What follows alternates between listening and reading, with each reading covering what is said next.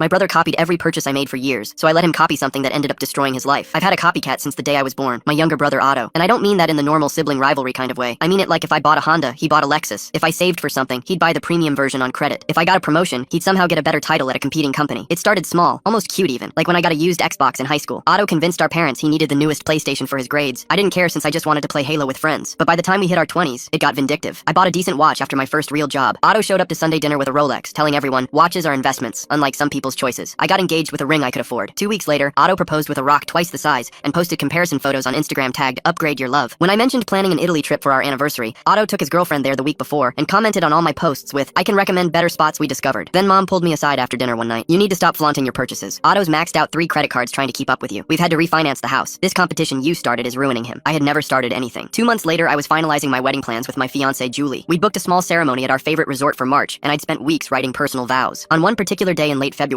Otto announced he was eloping the following weekend with his girlfriend, but he didn't just elope. He booked our resort, hired our photographer, even called our florist claiming there was a mix-up with the brothers' weddings. He literally had our wedding before us. But the worst part came when I saw his ceremony video online. He was reading my vows, word for word, the same ones that I'd spent weeks writing and had left the paper at my parents' house. Julie watched those words coming out of Otto's mouth and collapsed. She cried for hours and kept saying, those were supposed to be mine. Ours. He just stole your vows like it meant nothing. We postponed our wedding indefinitely. That's when I decided to give Otto exactly what he wanted. A competition he couldn't win. I found the perfect trap. A beautiful colonial house from the outside, but a nightmare underneath. The inspection report from a realtor friend showed foundation cracks, black mold, flooding basement, and termite damage that would cost a fortune to fix. I started talking about the house at every family dinner, calling it a prize I desperately wanted. I showed mom fake mortgage paperwork for more than we could actually afford. I acted obsessed with that particular house, making sure Otto would hear me every time. And after 3 weeks of building suspense, I announced that I'd given up because I couldn't save enough money. I even looked devastated. That house was our dream. I hope no one else buys it so I can get it back in the future. I knew Otto couldn't resist, and sure enough, he started hunting for it immediately. He found it on the market instantly, and the sellers had staged it brilliantly with fresh paint hiding water stains and furniture covering damaged floors. Otto didn't even tour it properly and already made an offer on the first visit. He even waived the inspection to beat the imaginary competing bids I kept mentioning. And a week later when he met me, he couldn't stop grinning. Remember that house you couldn't afford? I just closed on it. Looks like it was meant for me and not for you. You should probably look for something cheaper. I didn't say anything back, knowing full well the disaster that was about to come. During the first month, his basement flooded during a light rain. Otto called me panicking at midnight, but I let it go to voicemail. Then foundation cracks spread across the walls, and he realized he desperately needed repairs, otherwise the house would collapse. But those repairs cost money that he didn't have after having bought a house in such a haste. So Otto showed up at my apartment uninvited, looking haggard. His clothes were wrinkled and he had dark circles under his eyes. He stared at me for a long moment before speaking. You knew about that house. You did this on purpose. I just shrugged and told him I'd never even gotten inside to see it, and besides, he had bought the house on his own. He couldn't prove anything. Our parents had already given him their savings for the down payment, and he ran out of money. 6 months later, Otto was in the middle of a divorce with his wife and living in our parents' basement. He told everyone I'd set him up, but he sounded more like a broken record than an actual victim.